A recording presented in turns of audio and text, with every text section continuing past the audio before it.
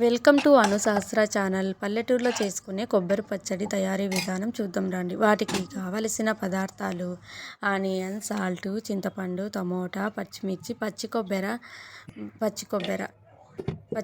వేసి ఫస్ట్ మిక్సీకి వేసుకోవాలి. మెత్తగా వేసుకున్న తర్వాత టమోటాలు, ఆనియన్, పచ్చిమిర్చి, చింతపండు, సాల్ట్ నేను చూపించిన విధంగా అన్నీ వేసుకొని మెత్తగా కాకుండా నేను చూపించే విధంగా కచ్చా పచ్చాగా వేసుకోండి. వాటికి సంబంధించింది తర్వాత పెట్టుకోవాలి. ఆవాలు, జీలకర్ర, మినపప్పు, కరివేపాకు, 2 మిర్చి వేసుకోవాలి. దాన్ని బాగా వేగిన తర్వాత మనం కొట్టి పెట్టుకున్న కొబ్బరి పచ్చడి అందులో వేసుకోవాలి. అందులో వేసుకున్న తర్వాత బాగా కాసేపు వేగనివ్వాలి. అంతే అండి, ఇంకా వడ్డించుకొని తినడమే కమ్మడి పచ్చడి.